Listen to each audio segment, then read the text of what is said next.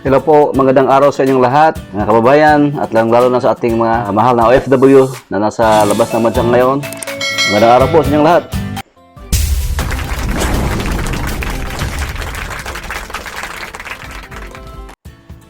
Mga kapatid, ang ating pag-uusapan po ngayon ay ang currently napakamahal ng manok pa rin kahit after December, ganun pa rin yung presyo. I-update ko rin kayo sa aking ginagawang maliit na lechon house. Kung ngayon ay nasa 80% na, hinahabol ko mga kapatid na ma-open siya by February 28, kaso lang hindi ko pa natapos yung mga permits kasi mukhang nag-holiday yung LGU sa sa lugar na kukunan ko ng permit. So malamang mga first week na, pero malapit na matapos itong ating ginagawang outlet. Pero before that, pag-usapan muna natin ang currently mahal na presyo ng manok. Dito sa Cebu ngayon guys ay bahagyang bumaba ng kunti ang presyo ng manok. Bakit? Kasi nung pinatupad doon sa Maynila ang yung price ceiling ng manok at pork, ang nangyari kasi kaya nga dito medyo halos lahat nagkasabay-sabay ang mahal ng presyo dahil kung saan ang kulang. Katulad dati, yung mga manok dito sa Visayas, pinapadala doon sa Manila. Kaya lahat na area kung saan yung kulang, pinapadalahan nila. Kaya halos nationwide magkapare-pareho ang presyo. Ngayon dito, bahagyang bumaba. Nakakuha ako dito ng presyo na 150. Pero meron pa yung tag 170, 175, 165. Kaya iba-iba yung presyo. Kaya importante guys, yung kailangan tayo magkaroon ng maraming sources, suppliers para meron tayong mapagpilian na presyo. Lalo na pag medyo ngayon, mahina naman ang manok kaso lang talagang kulang ang supply. So kung isa lang ang supplier mo at tapos medyo mahina ngayon, na matumal ngayon ang binta, tapos isa lang ang supplier mo, so wala ka ng ibang choice, di mo na alam kung magkano na talaga ang current price dahil isa lang siya. So kahit bumaba na yung kuha niya, kuha pa rin mo ay mahal pa rin kasi naman hindi ka naman tumawad sa presyo dahil nga wala kang alam sa current market price. So importante guys na mag-maintain kayo ng 2-3 supplier at para malalaman nyo ang mga prevailing market price, kumbaga ang takbo ng trading prices. So ganoon din sa para ding mga stocks, magmo-monitor doon kayo palagi sa presyo na dahil doon palagi din ang natin kita So lalo na ngayon, mahal yung manok. At ang kuha mo ay mahal din. Siyempre, para kikita ka, ibibenta mo rin ng mahal. Kaya ito yung tips ko guys. Huwag kayong magpadala sa dahil nga ang bili nyo sa manok ay mahal, ayaw nyo magpa-increase sa bintahan nyo.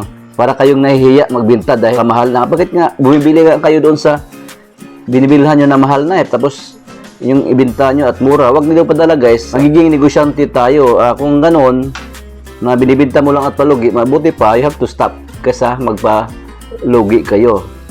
To stay afloat in the business guys, mas mabuti pang ibenta mo yan ng mahal kahit kunti lang yung nabinta mo kaysa ibenta mo ng ibenta mo ng maraming kang binta, lugi ka naman.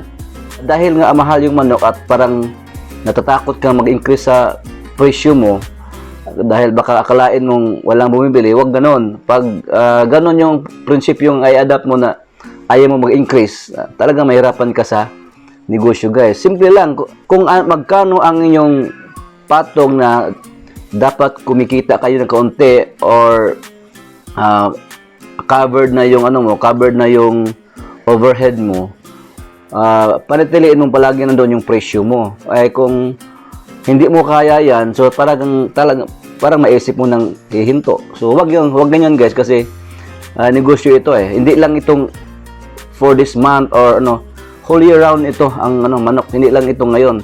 Mas maganda nga ito kung makasurvive ka nito ngayon na mahal ng manok. Kung lalong-lalo sa mga nagsisimula, ito ay magandang challenge dahil pag nakalampasan mo ito guys, the whole year round, pas okay ka na. At kung ngayon ay titigil ka, baka hindi mo maramdaman yung ease ba, yung hindi mo maramdaman ang ng negosyo na ganito la, simple lang pala. Kasi ang aga mong nag-quit. So ganoon guys, ano lang, palagi inyo lang yung presyo nyo, kung magkano yung patong nyo niya kasama na yung lahat-lahat, pwede na yung nilipisan nyo yung kita. Pero yung mga expenses nyo, overhead nyo, ipapatong nyo guys kasi, halimbawa, akalain nyo, sige, for this month lang. What if the next month ganun pa rin yung kalakaran sa presyo? So, hahaba ang dadami ang lugi nyo. So, i-secure nyo lang yung mga expenses nyo na covered lahat sa Yung ginagawa ko guys, lang, yung prinsipyo ko, pag tulad ngayon, mahal. So, patong talaga ako sa magkano yung magkano ang kuha ko. Halimbawa, nung umabot ng 175 yung presyo, binibenta ko at kasi pinakamababa na target ko is at least pag magkagano na medyo mahal, at least minimum of 70. Pero, net na yun, nasaan na. Pero, dahil nga ang mahal, kahit na lang sa gross mo at 70 na patong mo, okay na yun. So, yung kuha ko is 175. Binibenta ko at 250 ang manok na 1 kilo. So, ganoon. At least, palaging nandoon ka sa safe level yung yung presyohan mo para tuloy-tuloy ang negosyo. Ganito lang yung gawin mo. Siguruin mo na nakuha mo yung presyo na binibenta mo para kahit kukunti lang yung nabenta, at least lusot. Kaysa binaba mo yung presyo, ang kuha mo ay mataas, so pumatong ka lang ng palugi, madami nga nabibenta mo, pero lumalaki din lugi mo. Might as well, bakit makabinta ka ng kukunti lang, pero okay, kasya kuha yung covered yung mga expenses mo. Kumbaga, lusot yung expenses mo, kumikita ka na konti, kahit kaunti lang ang nabinta mo. Kaysa maraming nabibinta mo, pero palugi. Yan guys, di magandang yan, pagitain, baka hindi ka tatagal sa negosyo ito. Lalo sa mga baguhan, kailangan ma-experience nyo for the whole year round kung paano talaga ang negosyong ito.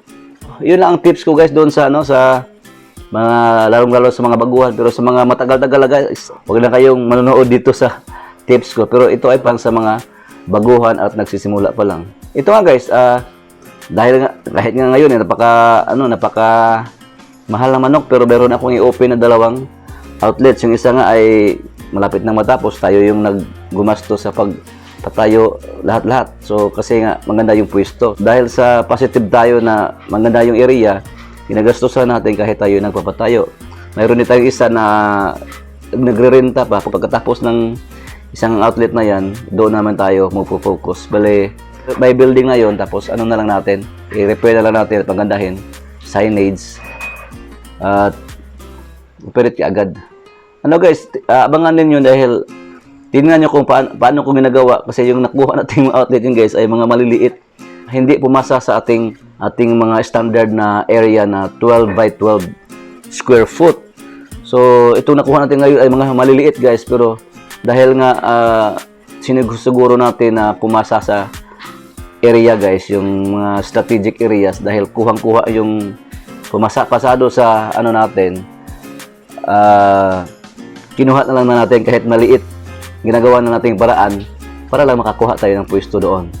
Okay, so panoorin nyo guys ang update dito sa ginagawa nating yung sa episode. Meron na tayong 2 part 1, part 2. Ito part 3, di pa rin natapos, pero konti na lang. Pero pakita ko sa inyo ang paano ginagawa ang ating chimney, ang height lahat, tapos sukat.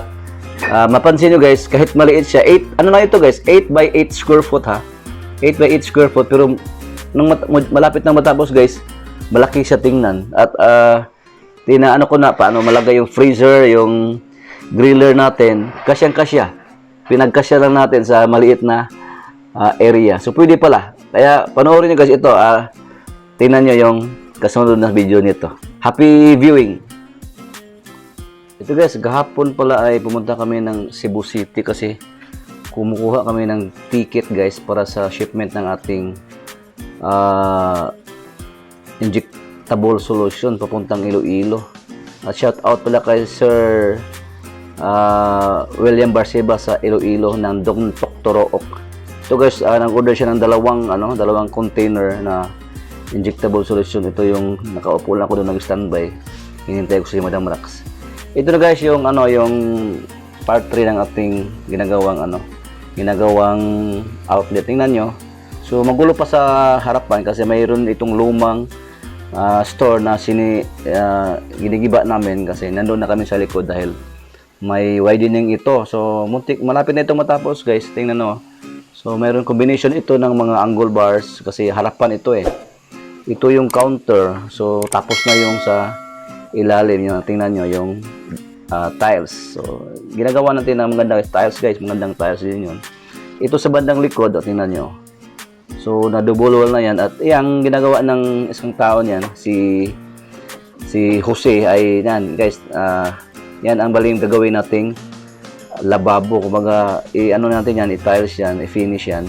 So diyan natin ilagay ang ating manok dahil nga sa maliit, kumukuha tayo ng kunting space sa labas. So yan natin magiging sink na concrete. So dito pa rin ang pultahan, window. So yan, yan guys ang chimney. Tingnan niyo guys. Ano yan? 4 by 6. Konting diferensya lang kasi ano lang yan, 4 feet by 6 feet.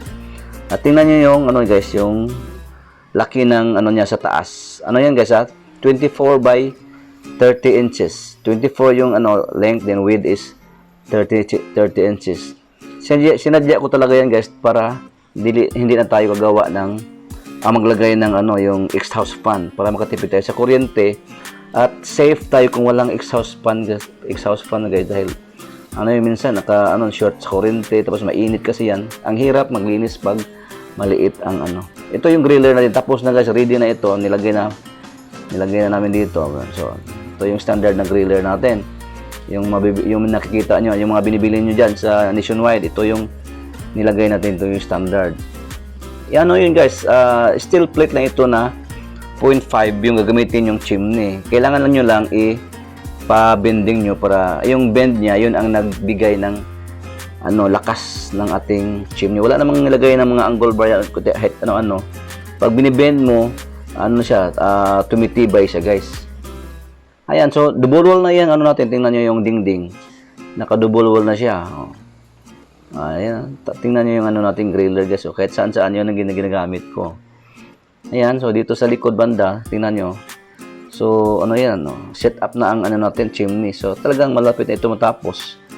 It takes how many days na lang ito. So, ma-open natin to guys by by first week na ng March nga yung papers natin ay hindi pa natapos dahil sarado yung office ng sa LGU dito sa lugar na ito na pagtatayuan natin ng Tingnan nyo, malaki ang tingnan, di ba?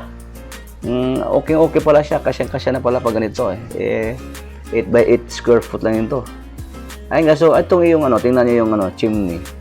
Huwag nyo masyadong taasan guys pag indoor kasi para yung usok didiretso na doon sa chimney. Hindi pa lang natin tingnan nyo, so nahawakan ko yung gilid ng chimney. So ibig sabihin niya mababa from the floor guys, 6 feet lang ang height niyan. Remember, 6 feet. So abot na abot. So ilan na ba yung tangkad na lechonero ngayon? Hindi naman siguro umabot ng 6 feet. So karamihan nasa 5 plus lang. So sinasadya natin yan para yung usok diretso na yan. So tingnan niyo yung height ng ating griller. 5 feet lang yan So then 6 feet. So differential lang ng 1 foot, 1 feet. Diretso na yung usok. So, hihilain lang yan guys ang griller kung matapos na may ginagawa pa tayo kaya hindi pa yan dinapat natin ang ating griller. Ayan tingnan yung counter natin, tiles yan. So, mga yung counter natin ay 1 feet din ang distansya. Tapos ayan ito yung pala yung nung hindi pa natapos.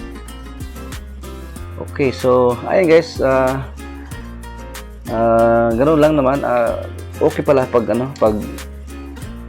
8 by 8 lang kasi pala pag kasi maliit na lang yung yung 7 feet 7 cubic lang yung binili ko na yung tawag nito freezer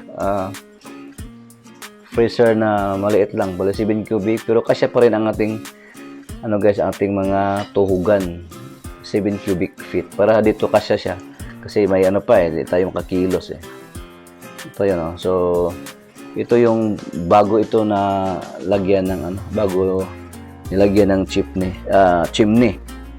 Ito yung itsura ng ating ano. Magulo-gulo, ang gulo pa sa harapan guys kasi nga hindi pa natin sinadya talaga hindi mo natin nilinis para pag inspection ng taga DILG kita nila na hindi tayo nakalampas sa ano sa area na widening kasi sa harapan nito nga ay ang lumang store na ginigiba namin para umatras tayo. Dito na tayo pumuesto. Ayan o. So, yung tiles dyan sa ilalim guys, ililiguin na yan at lagyan natin ng silak. Ang ganda-ganda na yan. Tingnan kaya. Ayan, so, medyo ano pa yan, lilinisin pa natin yan. So, okay pala guys. Malaki-laki pala. Okay, so sa mga baguhan lang dyan na hindi pa nakapag-subscribe, mag-subscribe na kayo guys dahil ang dami pa nating mga tips about sa lechon manok business na pwede nating ma-share sa inyo. At yung lalong-lalo na sa mga wala pang alam sa gustong lechon manok business, panoorin nyo guys lahat ng mga videos natin. Pag matapos mo yung lahat ng panood ng ating videos guys, para na rin kayong naka-experience sa negosyo na ito. Para na rin kayong nagiging lechonero ni Food Daddy. Marami na kayong alam. Dahil lahat na sa mga videos natin, kahit live guys, panoorin nyo guys. Kasi sinasadya ko talaga yung live natin ay 1 hour lang para mayroon kayong matutunan na mga tips sa pagpapanood sa ating mga videos. Hindi lang abot na 1 hour guys, so mayroon kayong makuha niyan. Sinasadya ko talaga yan. Kaya mga baguhan dyan, mag-subscribe na kayo. I-like at i-share nyo rin guys at huwag nyong kalimutan ay press yung notification bell para automatic mayroon kayong mga videos na matanggap po lang sa atin pag mayroon tayong bagong mga uploads. Okay, so ayan guys, tingnan nyo. Tinitipid natin yung space. Kumuha tayo sa gilid ng para sa ating lababo. Ayan, chimney natin, tingnan nyo. So abangan nyo guys ang opening nito dahil pagandahin natin ito. Mayroon na tayong, ang signage nito guys malaki. 4 feet by 10 feet. Abangan nyo guys kasi pinapagawa ko pa lang. Maging cube siya guys sa tatlong sides na lagyan ko ng signage. Bali 4 feet by 10 feet and then sa kabila gilid-gilid 4 feet by 8 feet para lalaki siya ng tingnan pag parang cube na kasi mangyari sa taas. So 4 feet by 8, 4 feet by 10. So malaki na siya tingnan. Okay, yun lang update sa ating guys, sa ating bagong outlet. At abangan nyo yung sa sunod na ito na outlet na i-open natin dahil mas maliit pa dito guys. Titingnan nyo paano ko kukasahin yung mga gamit natin doon sa pero mas maganda yun guys, mas maraming tao doon, mas mahal yung renta ko doon sa kabilang opposite side naman na ito ng bayan na ito pinupuntahan natin. Abangan nyo guys kasi i-vlog ko rin yun nung paano ko yung ginagawa, i-develop para magkaroon kayo ng ideya, lalong-lalo sa mga baguhan pa lang na plano ding open o mag-repair sa mga stores. Pagayahin nyo na guys kung ano yung ginagawa ko kasi yung tinatry natin na bawat gasto na ginagawa natin do ay mas makamura tayo para makatipid tayo dahil sayang din ang pera natin ating pinaghirapan. Okay, so abangan nyo guys sa mga susunod nating videos dahil puro update ito sa ating mga ginagawa or nirentahan na mga outlets na i-open natin. Okay, so maraming salamat sa iyong panood. At muli sa ating mga OFW, magandang araw po sa inyo lahat at bye-bye po.